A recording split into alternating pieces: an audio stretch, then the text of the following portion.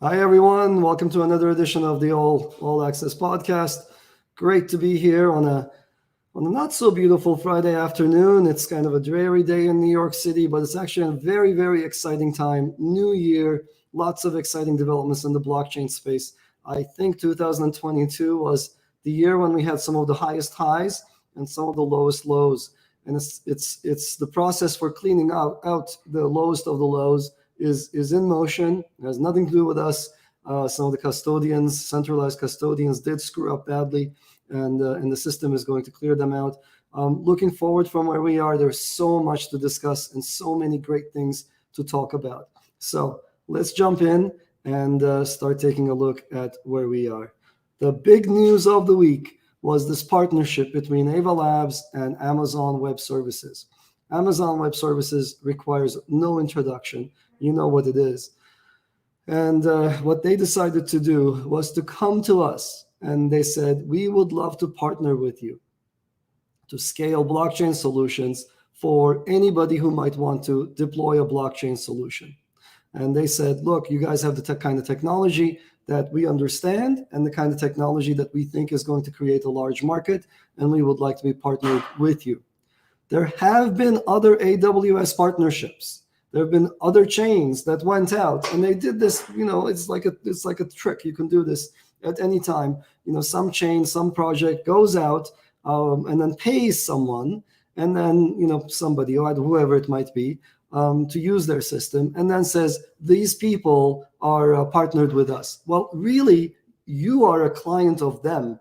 And really what happened in those cases was those chains paid somebody for the announcement. Those weren't organic. They weren't the kind of the grassroots thing that we all strive for that really indicate that there is technology strength underneath.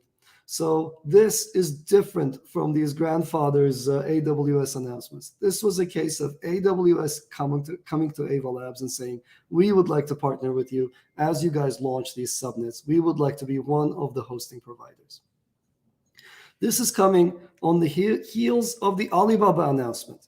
The Alibaba announcement was just as big, okay? Just as big, and there was no reaction. Somehow the space failed to notice it.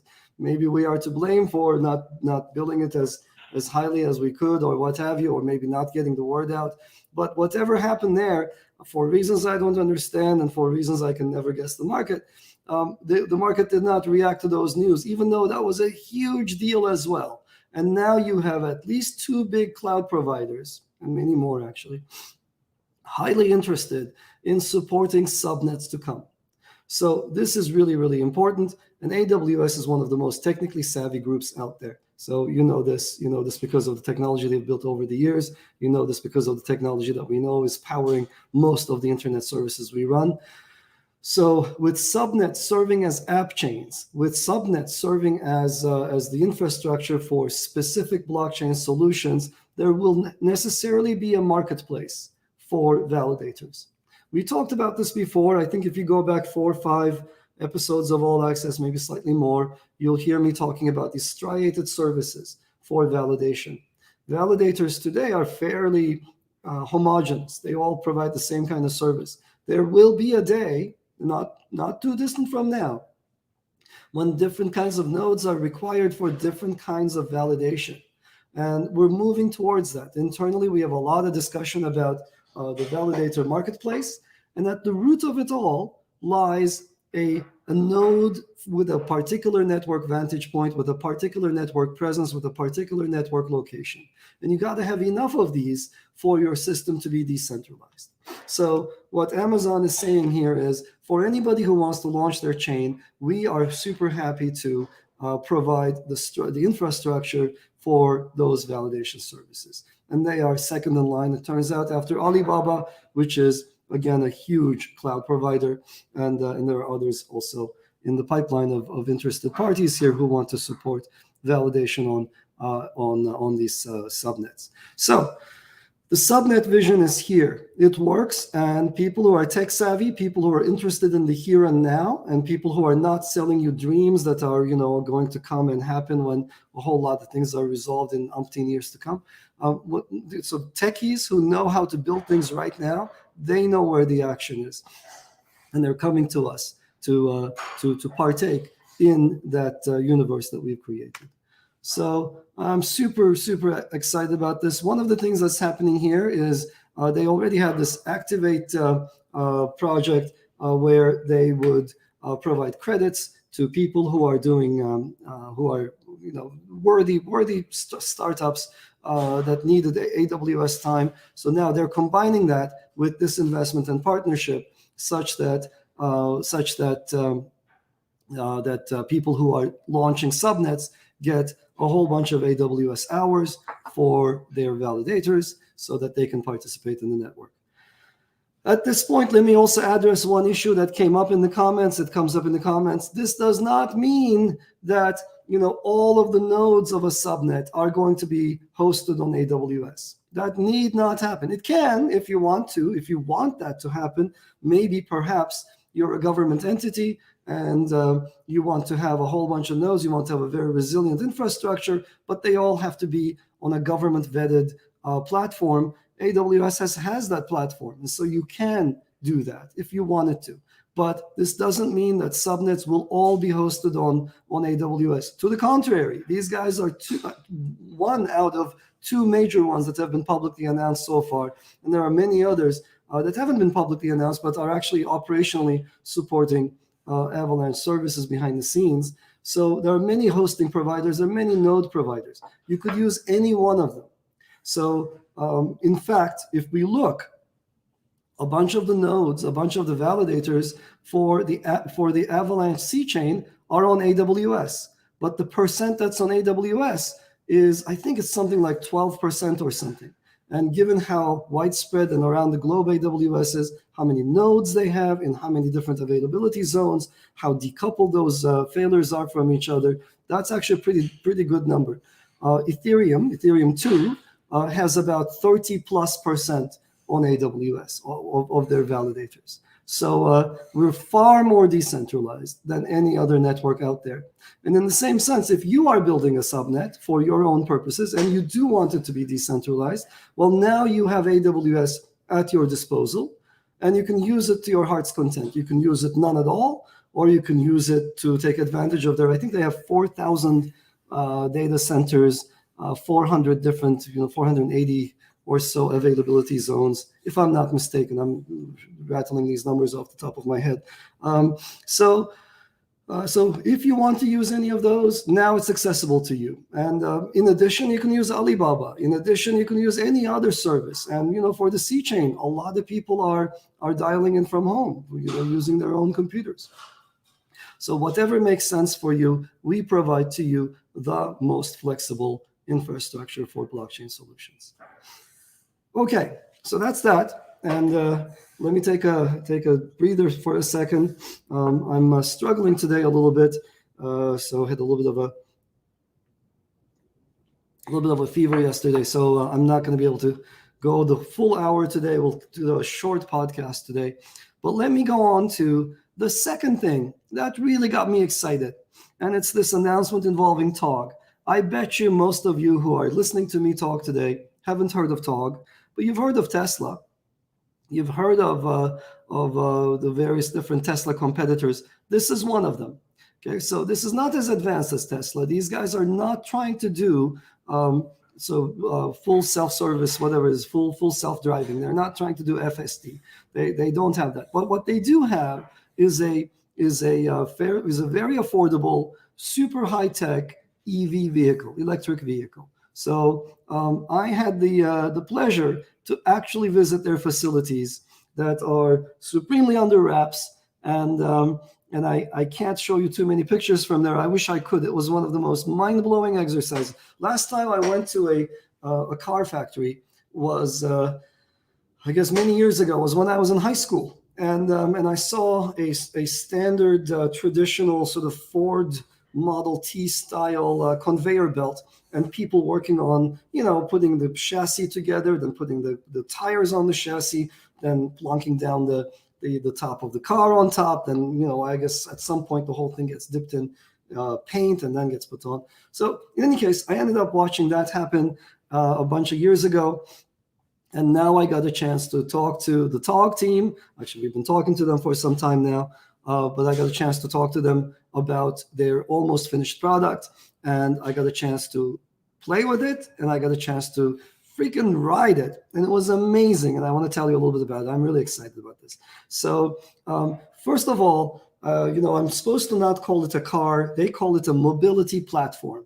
This thing, I think, to the TOGG team's credit, they're not thinking about building an electric vehicle. They're thinking about building a mobile platform, something that's mobile, that takes you from place to place, but really wherein the electronics actually cater to your comfort. And so that's pretty unique. I think Tesla is doing something similar as well. Tesla, if you think about it, the best part of the car is the app that's inside the inside of the car. So in a sense, I think what I saw at TOGG was exactly that same attitude of we're going to work on all of the electronic integration and the user interface, the user experience with the platform that's on wheels and the people who are riding in it. So built into every single car, they will end up having a digital wallet. In fact, they already do. Right? So they have a digital wallet built into every single car. That wallet houses digital assets.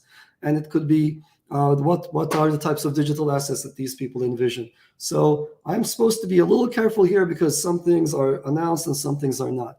But let's just say that there are so many things that one could do with a mobility platform that has its own maintenance, it has its own supply chain integrated into it. You definitely want to make sure when you buy a car that the car has been serviced properly. And what better way to track this? What better way is there other than using a blockchain?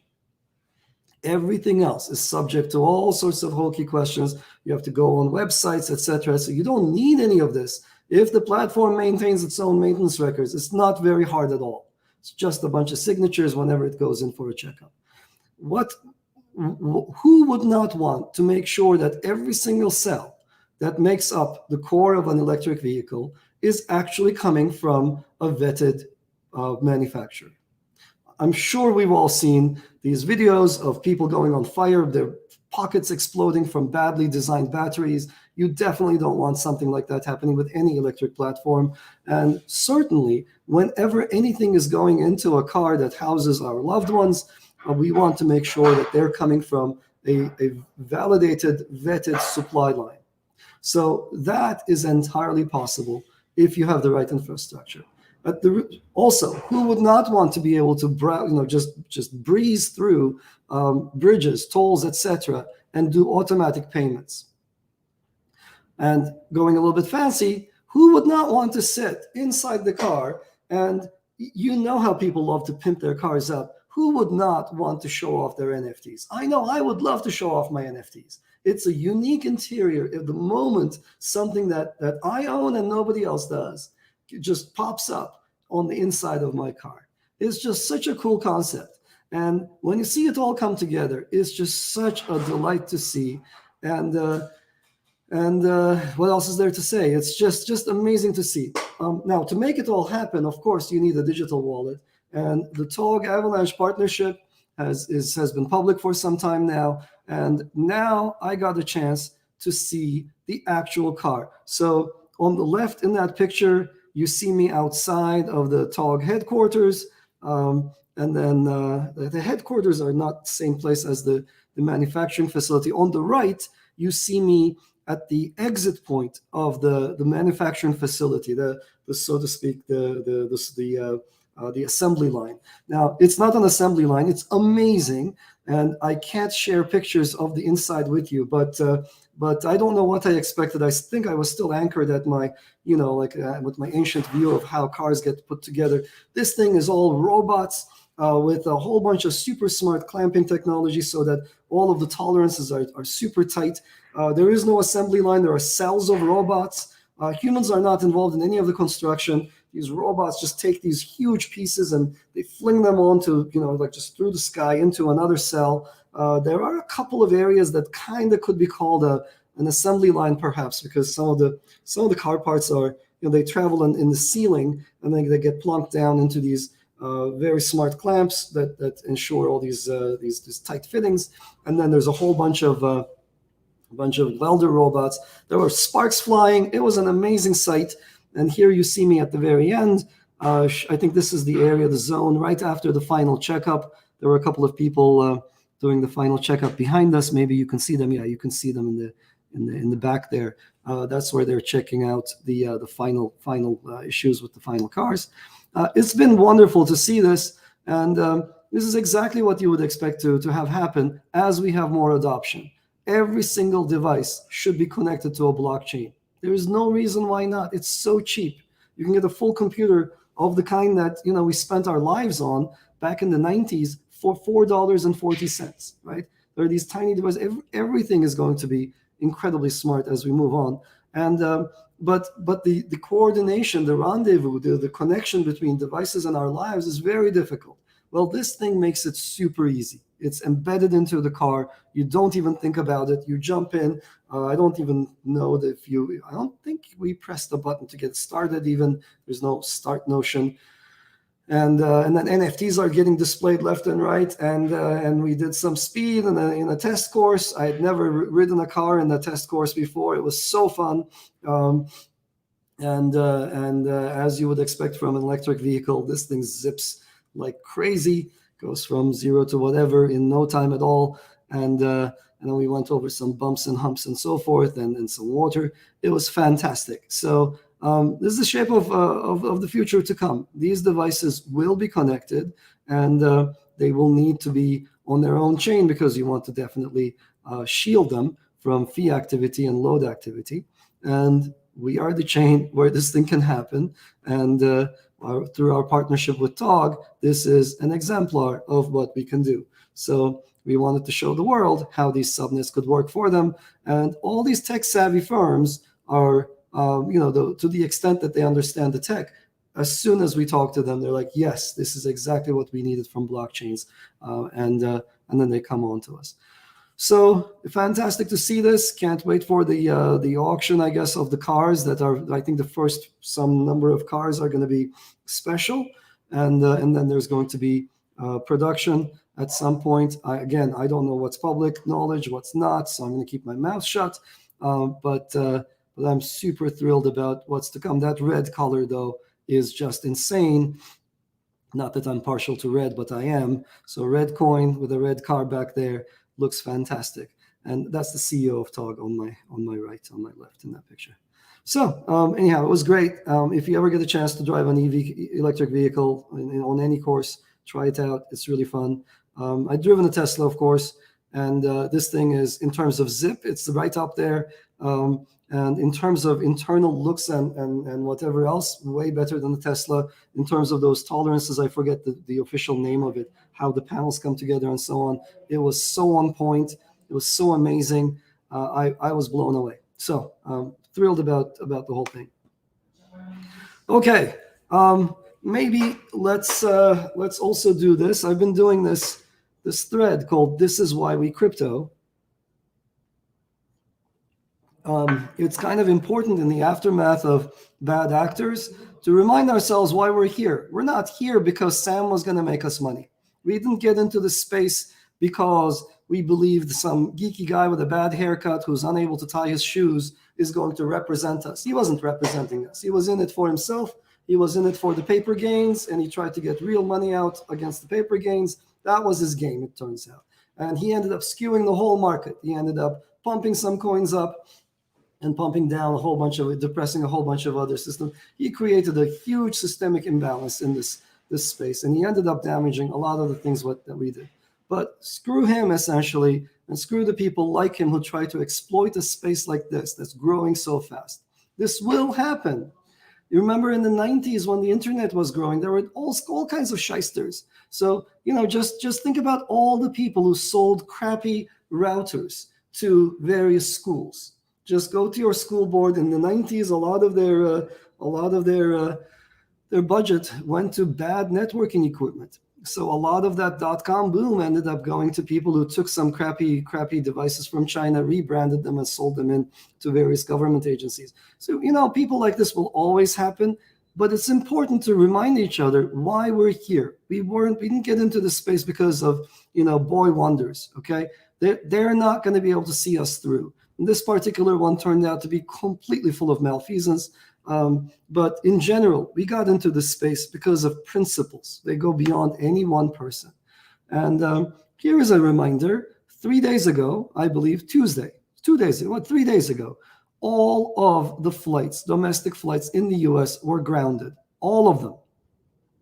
And this system that's called Notice to Air missions, it used to be called Notice to Airmen. It's called NOTAM, NOTAM. This Notice to Air mission system was down. And when it's down, then pilots are unable to look up any kind of information about wherever they're supposed to fly to. So they need to look up any kinds of restrictions, anything that's going on, a rocket launch, whatever air show, etc., or maintenance on a runway. You certainly don't want to go somewhere thinking you can land and then end up with a truck on the runway that you're supposed to land on, and so on. So this is the system that notifies pilots of all information related to air traffic. So I think that's maybe not correct, but not maybe air traffic in general, but everything there is to know about airspace restrictions, I believe, and landing issues that pertain to landing. It's a big deal. It's a big system. It's a big centralized system, and it went down. So why did it go down? We don't know. There will probably be an inquiry, and I cannot wait to discover why they will say it went down. My guess is it's a typical database problem. People weren't paying attention. Databases are generally super fragile. So your typical Oracle installation, I'm sure those of you who've ever had to touch one know very well, they need maintenance, right? So they need somebody wrapped around that installation to make sure you're not running out of buffers or whatever else. There's like a gazillion parameters that you need to worry about for some reason. Probably something like that. Or it could be an actual directed hack. It could be that somebody wanted to take it down and then took it down. We don't know yet. We'll find out maybe.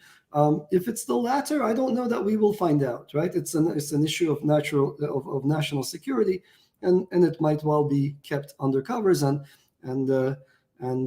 something else could be blamed for it. On this front, actually, there's a funny story that I heard from when I was interviewing at AT&T a long time ago.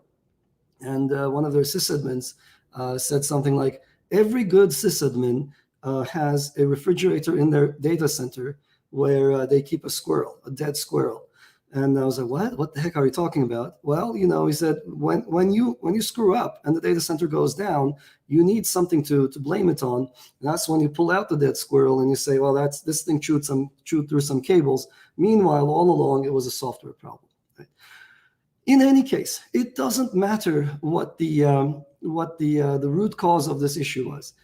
In the aftermath of a database failure of this kind, you got to do two things. You got to make sure that your system is live again, because you lost liveness. Right? It wasn't even readable. The entire database just disappeared.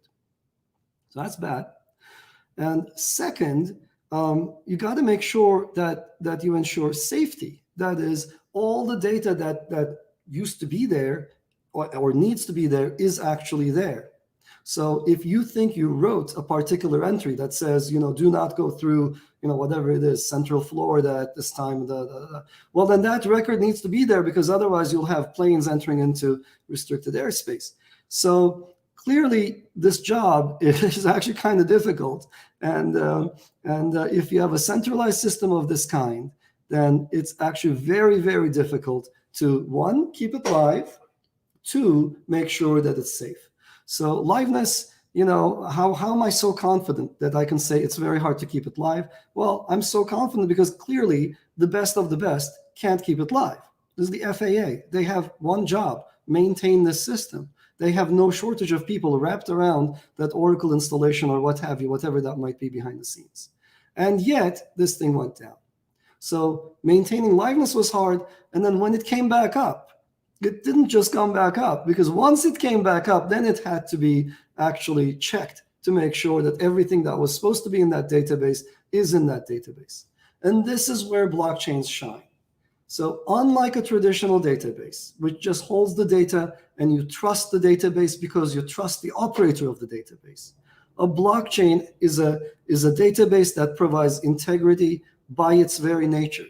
And you and I and everyone else can easily check the integrity of the data in it with a single hash. This is not something that Oracle offers to its users. This is something you get out of a blockchain, but not a traditional database. So all of these idiots who are out there who are like, oh, blockchains are just databases. No, they're not. They're fundamentally different. They provide this, they're eidetic, that is, they never forget, and they provide this integrity guarantee. So in your typical database that you're used to, a lot of these people who are sort of naysayers on the blockchain space, they're generally sort of mid-tier software developers, that's I've found. So they know a little bit about this tech. So if you know a little bit, then you get dismissive. If you know enough, then you'll understand that there's a big difference here. And the safety checking that took hours for the NOTAM system would have taken a microsecond, maybe 5, with a proper blockchain. And the system would not have gone down because with a proper blockchain, you are not beholden to a single operational facility. I actually wonder if NOTAM can go down like this, what happens in a, God forbid, in a real conflict, right? So you want this system to work no matter what. And if it's centralized, it's the central point of failure. Remember why we built the internet. We built the internet not for communications, not for cat pictures, but to coordinate the response following a nuclear attack. We needed a communications mechanism that was resilient to get the word out to stop the counterattack after a nuclear war. So here we are with the FAA unable to maintain a single database. It's a centralized database. Oh God! And so this is other stuff happening here. Just a second. We will try.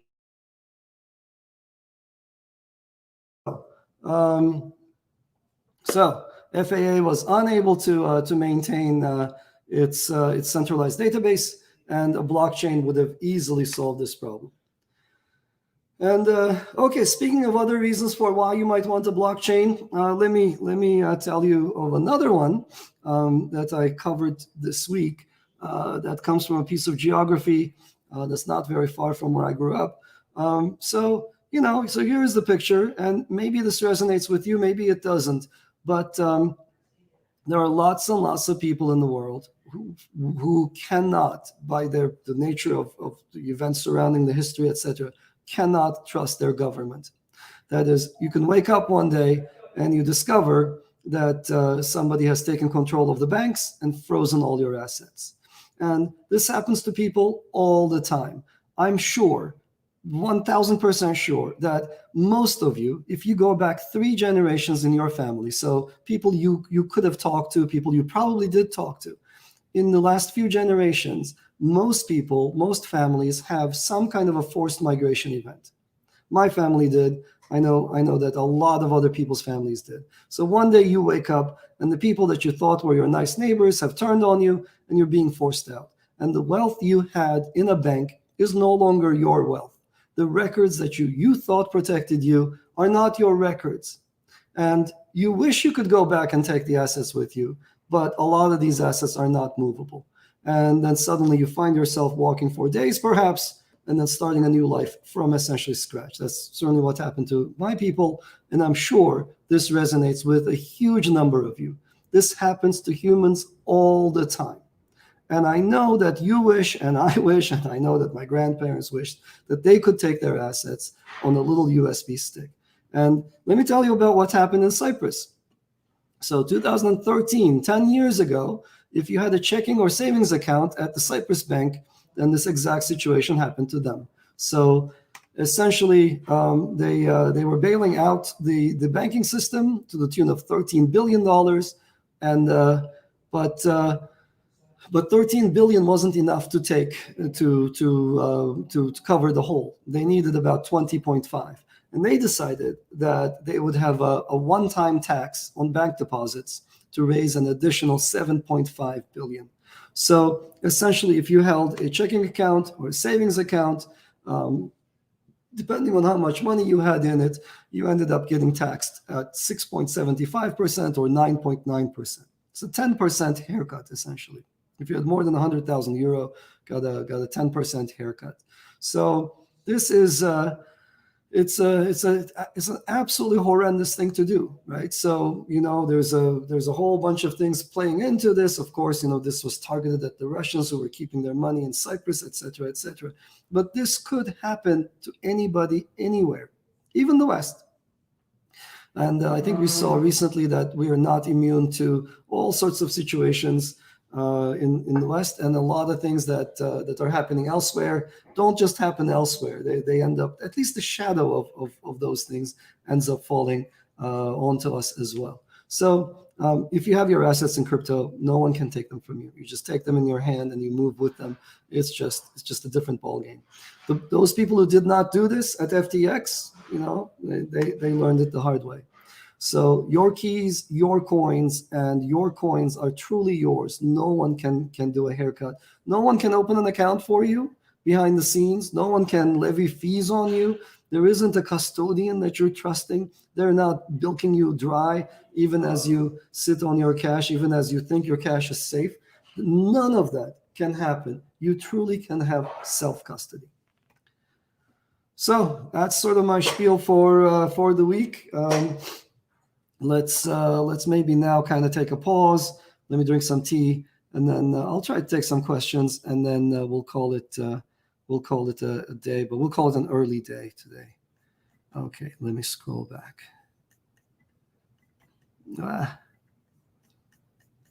Let's see. Oh, scrolling back a lot. Okay, GM to everybody. Cosmos IBC versus Avalanche AWM. Yes, I can. Cosmos IBC is limited in so first of all, Cosmos zones are limited in the number of people who can participate in the protocol. Cosmos does not allow more than a few hundred validators to be in a zone, as far as I can tell, or to participate in a decision there. So Avalanche does. That's got nothing to do with IBC versus AWM. It's got everything to do with Tendermint versus Avalanche consensus. Tendermint is limited. It's an all-to-all signature accrual mechanism, and Avalanche is different. It's probabilistic and is far more efficient. So there is the big difference in how decentralized these networks can be, these chains can be. When it comes to IBC, off the top of my head, so let me see. When it comes to Polkadot, there's a bigger difference. The Polkadot, I believe, forces all transfers to happen through. No, I think Cosmos Hub is the same way. So IBC transfers go through the Cosmos Hub. And so if you and I are on a subnet, then we have to necessarily transact an IBC through the hub. And if I'm right, I might be wrong. One of the big problems with questions of this kind is all these systems are evolving constantly, and then the people who are proponents, they get really uppity and in your face. Especially Ethereum folks do this to me all the time. Even though I was an Ethereum person myself, or I still am in many ways, the Ethereum 2 spec is changing so much that if I say something that's out of date by, like I said something that was out of date by 5 days or 10 days, and they got so upset at me. So I'm now very afraid of doing any kinds of characterization like this.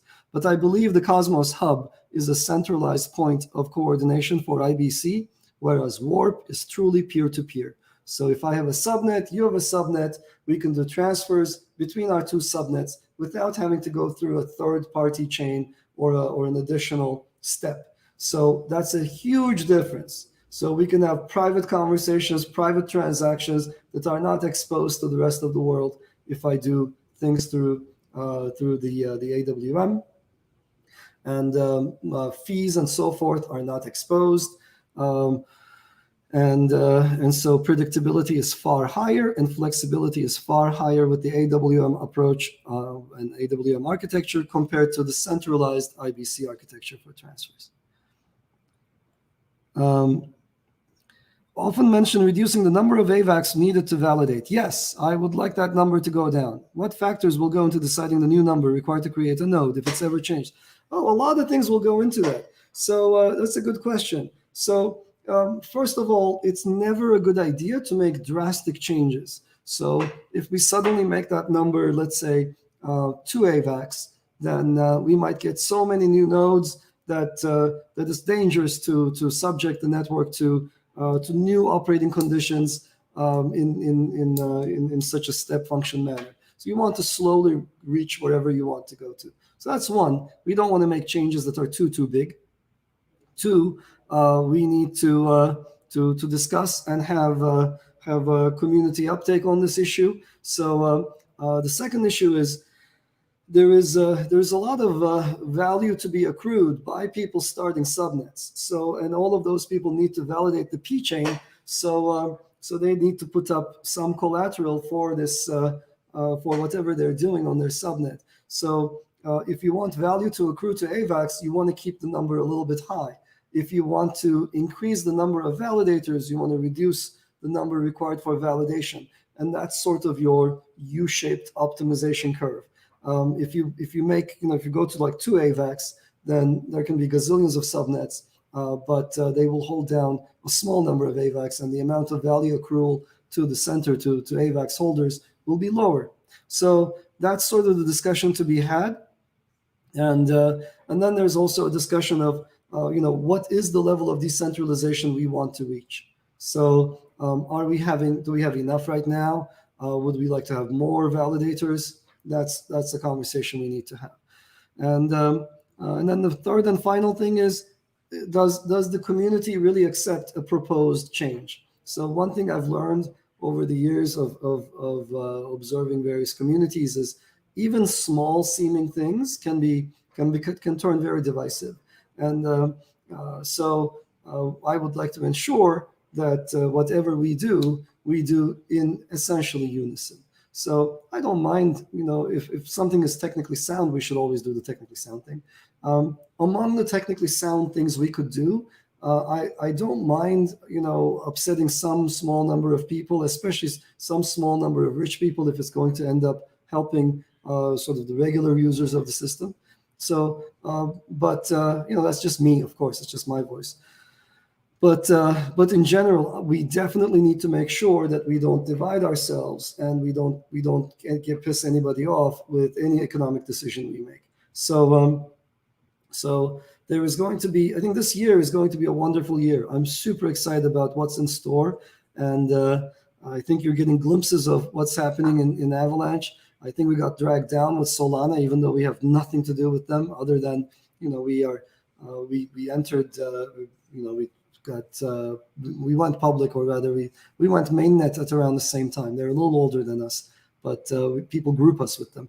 Anyway, we got dragged down by them, but we have nothing in common technologically. If you know how our system works, it's different.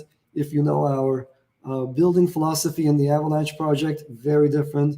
If you know our background, which is theoretical stuff, theoretical accomplishments backed by solid engineering, compared to their they don't have theoretical improvements on blockchains, but they have incredibly good implementation. So very different attitude towards building things. So we're very, very different. Anyway, so so we've been depressed for some time now, and it's great to see what's happening in the coming year. And at some point, maybe around the end of spring, after Summit, I would like to start thinking about how to do governance and how to open up a lot of the things that we do. We will certainly be opening up the development process very, very, very soon now. So the coding, I think, generally is done in the Avalanche project. Is done partially in public. Obviously, the code is open source, but the day-to-day operations, the day-to-day development that people at Ava Labs does will be public. The roadmap is going to be public, and we'll have increased communications about where the project is going, so as to allow more people to contribute. So I think it's going to be a fantastic year. And so one of the things we need to discuss are these changes to parameters. Another parameter that could be up for discussion will be the reward rate. I think that's a bit more divisive. So these are all things we should discuss. Okay. Yeah. The goatee is back. The goatee is back whenever I'm sick. That's what ends up happening. And so I was sick again yesterday, and I'm doing all right today. So okay, let's see what's going on. What are people's favorite AVAX NFT projects? Oh yeah, there we go.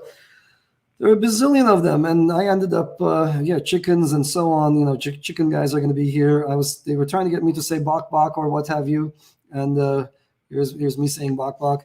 But there are a lot of cool NFTs, and I can't wait to see them, to see more creative NFTs. I was just on OpenSea 2 days ago looking at Avalanche NFTs. They look okay. They look good.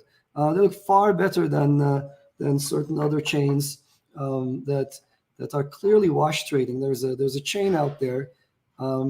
It's not Solana, by the way. There's a chain out there that's just pumping a lot of fake stuff. Like almost all their numbers are fake. Every time there's a poll on Twitter, they get like this insanely fake number of accounts and so on. So I end up looking at their NFTs. They look like trash, absolute trash. And I think ours are really interesting. They could be far cooler, and I think we have a great community. And they would certainly like to see native Avalanche NFTs. I would love to see some native Avalanche NFTs that I can display inside that car. That's going to be so cool. So, X-Power minting costs. That's good. Good Oracle design. Will we also see an Oracle subnet? So this is a great question, Hassan. So secure Oracle design is a real big issue. So for those of you who don't know what an Oracle is any kind of a service that takes real world information and puts it on the blockchain. So you might want an Oracle that tells us, for example, that the weather in New York City right now is miserable. And why would that be useful? Well, maybe the New York City weather is not very useful, but the weather in Florida maybe could be used as an input to an insurance contract that pays out when it's freezing out there and people's crops are affected. Right? So, or you might have an Oracle again input prices from the price of AVAX on Binance is this amount, and then that could drive a whole bunch of transactions on chain, and so on and so forth. Now, of course, these Oracle operators are in a very, very critical position, and people end up using the numbers that they report in a whole bunch of downstream transactions, and Oracles are constantly the target of hacks. So Chainlink obviously is one of the projects that's been striving to provide a secure Oracle infrastructure, and they've done an admirable job. As far as I know, they've never been hacked. So Sergey is a close friend of mine. I'm a huge fan of Chainlink, and they're building a decentralized Oracle network.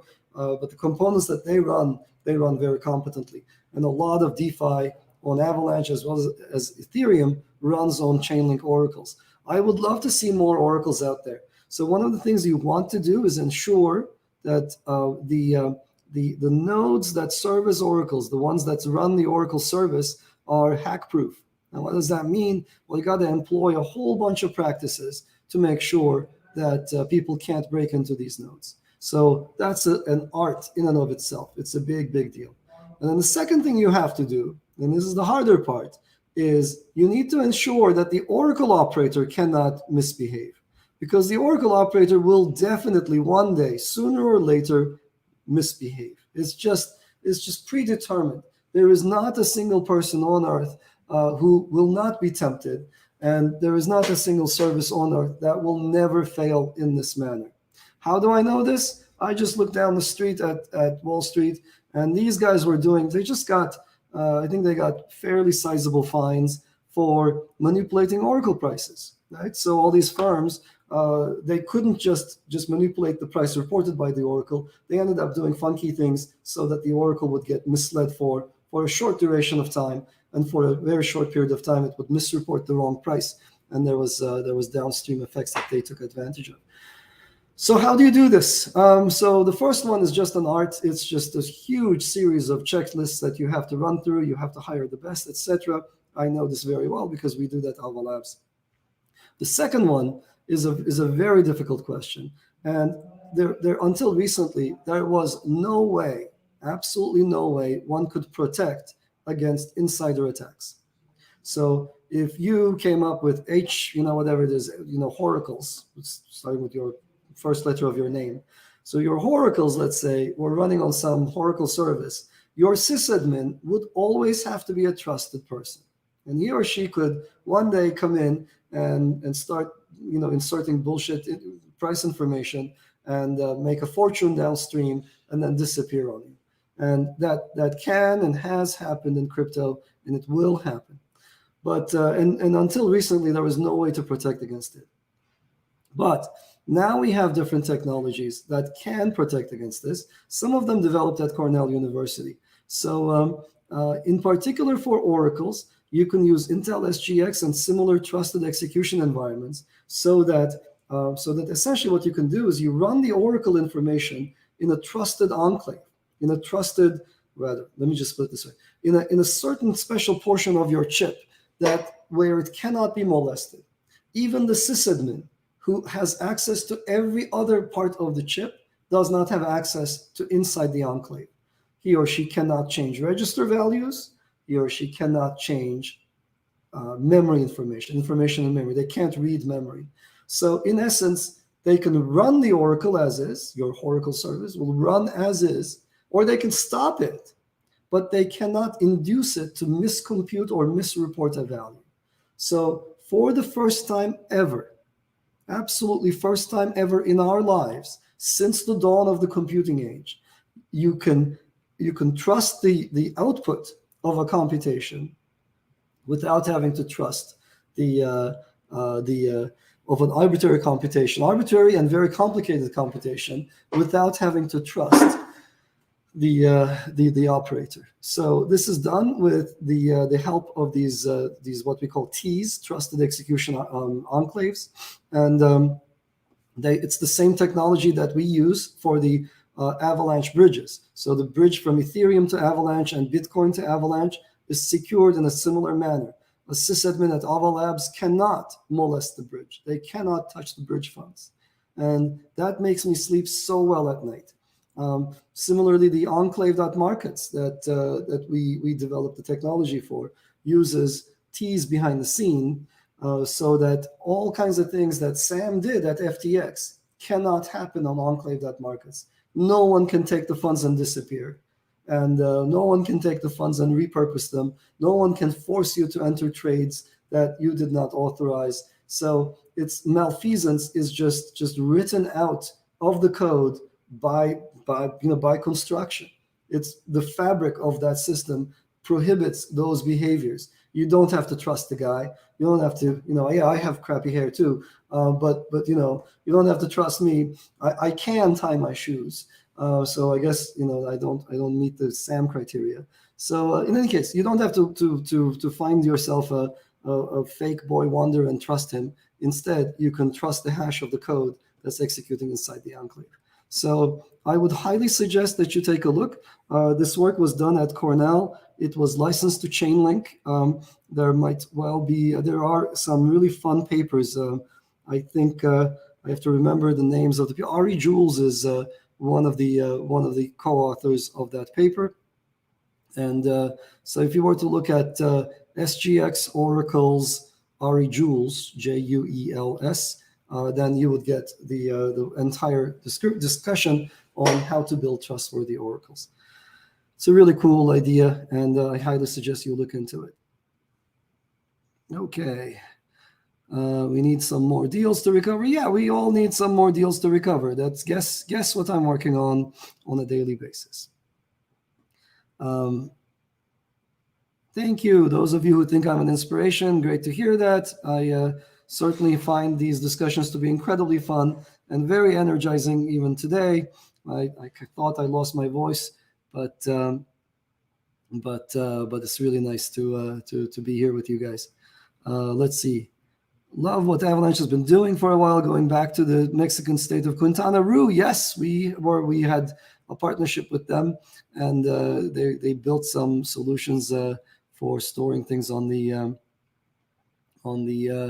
on the Avalanche chain. And look, yeah, there's a bunch of hello to hola to everyone from Mexico who's joining us. Indeed, the Formula E season is about to start sometime soon, and can't wait to see Avalanche Andretti, the red car. Yeah, it's going to be fun to see the red colors zip around there. It's a nice green car, does not consume gas. Really nice to see. Let's see. Ever thought about reaching out to Lex Friedman? Yeah, I only came across Lex recently. I like the work he's doing, so I haven't reached out to him or anything. But I only discovered his podcast maybe a week ago, and it looks good. So it's something that's worth discussing.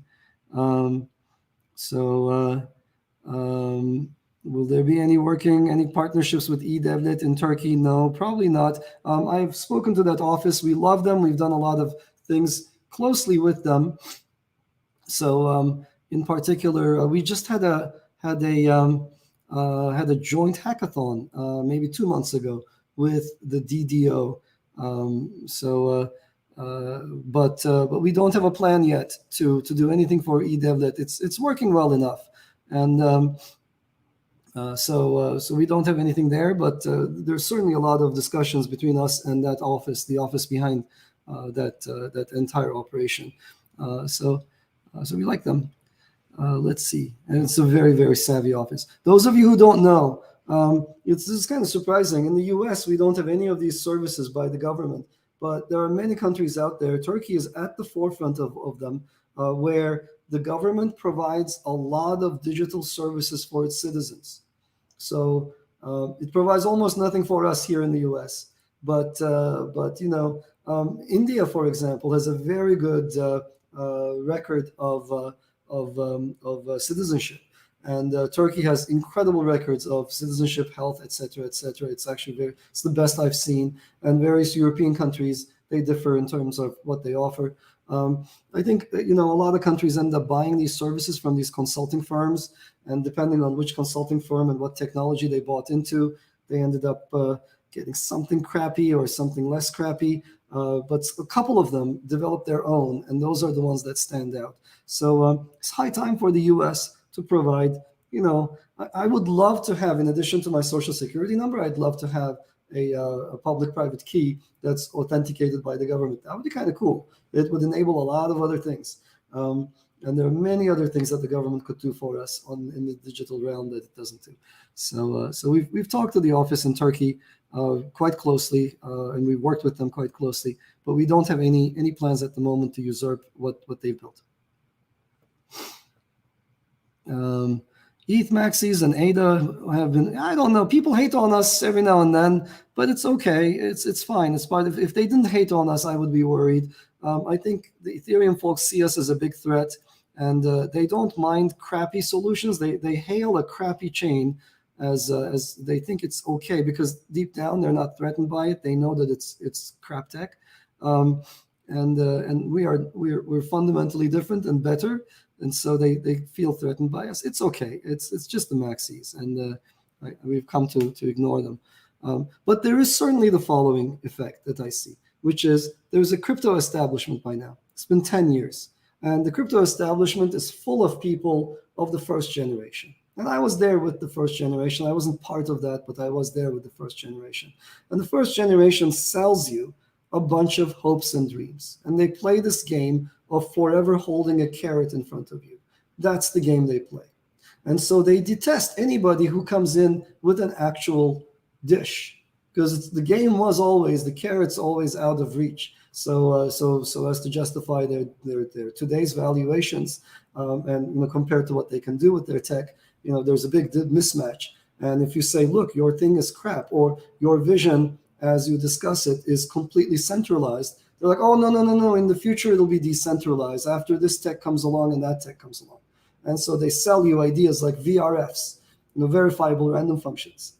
Now, where are they now? They were supposed to be the central piece of scaling blockchains. Verifiable delay functions. Where are they now? There was going to be a competition to see who could solve the most VDFs, and they disappeared. Accumulators. I read so many blog posts about how cool accumulators are. Where did they go?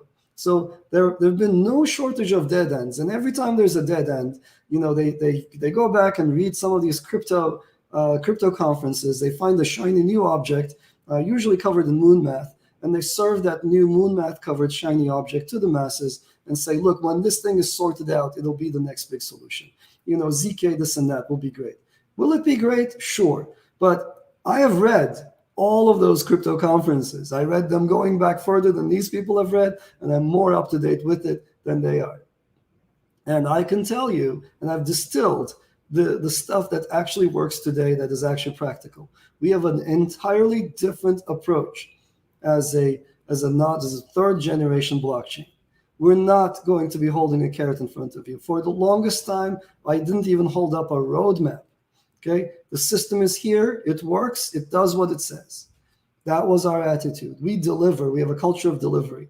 And in the years that we've been around, we have not only a platform, we have a wallet, which now has 3 different portions. It has a browser extension, a web version, and now a mobile version. We have a bridge using the best technology. It's number 1 in its class. There's all these people collecting enormous valuations for crappy bridge technologies, and we have the world's best. And then we have the bridge followed by, of course, the Enclave markets effort.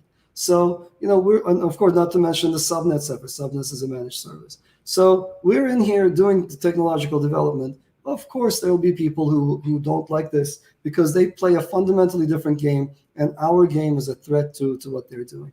That's totally fine. AVAX cars with the logo. Yes, I would love to have one. So yes, every frontier will have snake oil salesmen. That's exactly right. Let's see. I'll just read some random things about that. I need a dead squirrel. Yes, you probably do. If you're in this business, everybody needs someone to blame when things go wrong. That's what the dead squirrel's about.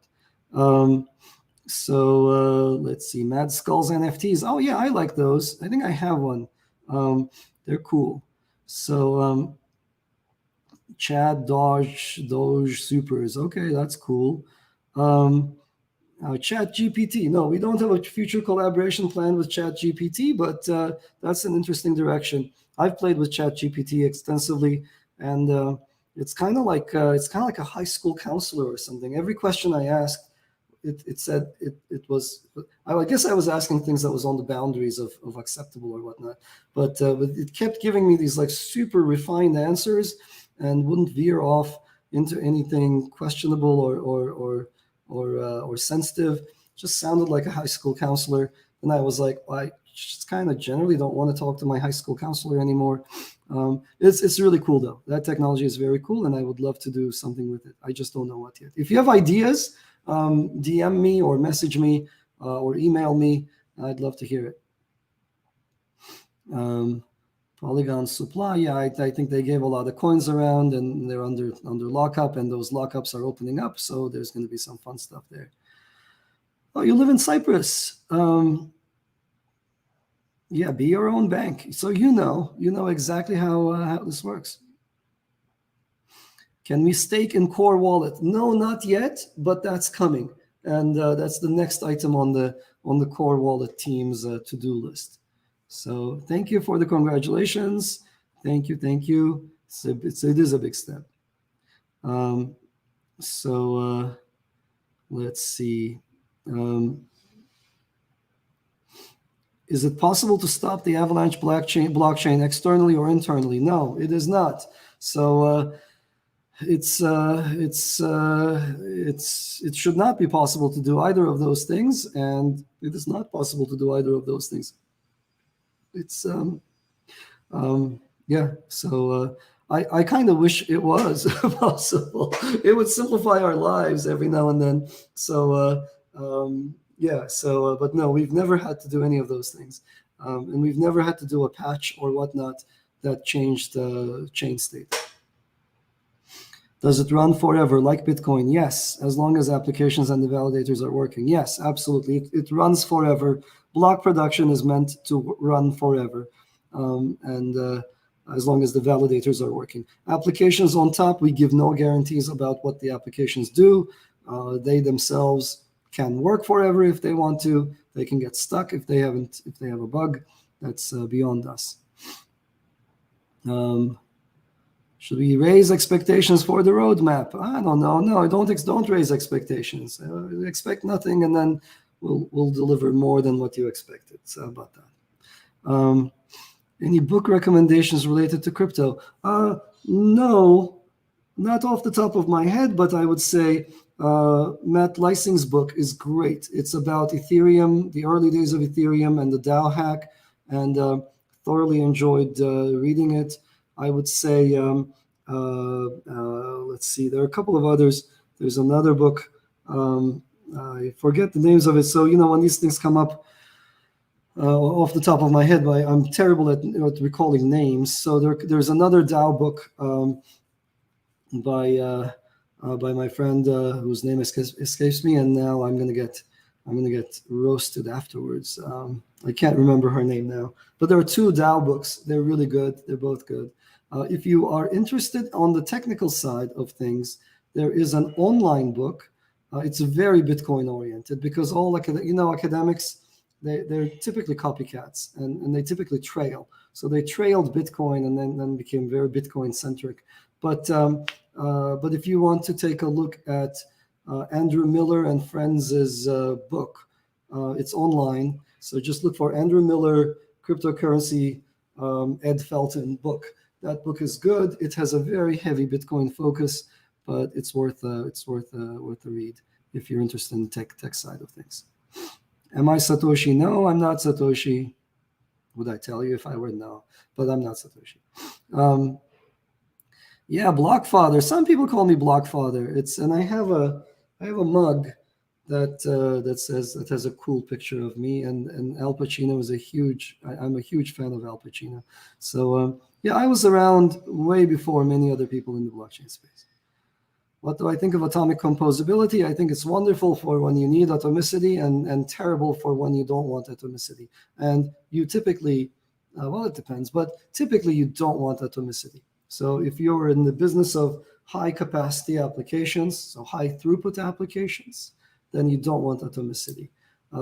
If you're an ARB person, if you want to front run other people, etc., then you want atomicity.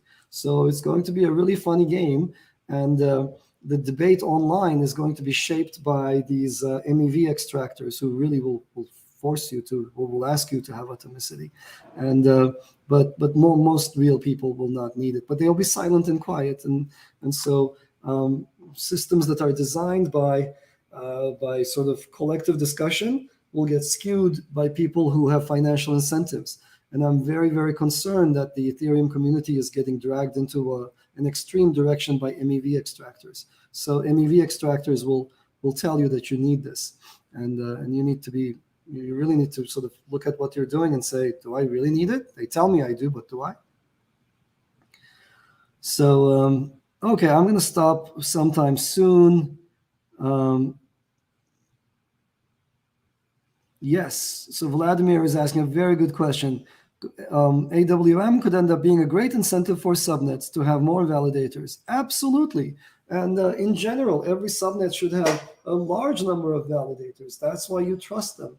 Otherwise, the chance of a coordinated failure, not a coordinate, but a simultaneous failure are high, or higher than they should be. So we should all be demanding more decentralization from every chain we use. And absolutely, that's something that we expect. We as a community should demand. And as it happens, it will actually bring us economic benefits as well to the holders. When permissionless validation? Right now. We have it right now. And market for validators. We don't have a structured market for validators just yet. That's coming. But there were some components that were necessary for it. We discussed it. I think Alibaba and AWS providing the node hosting services is an enabler. You need that to be able to have a market for validators to spin them up. So there's sort of software that needs to be built on top of that, but the pieces are falling into place now, and so that's coming. Marketing. Yes, and not only in the USA market. I agree with you. We're working very hard on the marketing front, and a lot of my time in the coming year is going to go into is going to go into getting the word out about Avalanche. I think Avalanche has typically been a play for the tech savvy. And so that is what it is. It's just just by virtue of who I was and what my reach was, we ended up attracting the people who understand what the technology is and how it's different. And otherwise, we did not do the mainstream appeals that some of these other chains have done. And so now it's time to just sort of go out and essentially just say the same stuff, but to a broader audience, and just get the word out with hopefully everyone's help, that there have been so many promises made in this space, many of them undelivered, and now we are here with new technology that can deliver on the promises. That is fundamentally different than everything that came before, and that is here and usable. You don't have to wait for some, complicated graph of a roadmap to fall into place. You don't have to wait for moon math. You don't have to wait for unresolved new research to come in or peer-reviewed publications to go through. Instead, we have the work that already stands on its own. And okay, I think I'm going to just slow down and just kind of at this very tail end is this. It's just there's a lot of. I'll leave the last couple questions alone. My voice is cracking up, and I think we're 10 minutes over the hour already. So once again, I hope you have a fantastic weekend. And as you saw, we had a very strong start to the new year. There is a lot more that we could be doing as a community. I think with your help, we will achieve far more in this year. And technically, there is a lot of exciting things coming down the pipeline in terms of really exciting subnets, really exciting new virtual machines, and really exciting new tech developments. And of course, as I mentioned, we're going to lay it all out, and we'll have an open public roadmap that allows everybody to at least anticipate what's coming down the pipe and also contribute to the open source development as well. So thank you very much. Have a great weekend. Talk to you soon.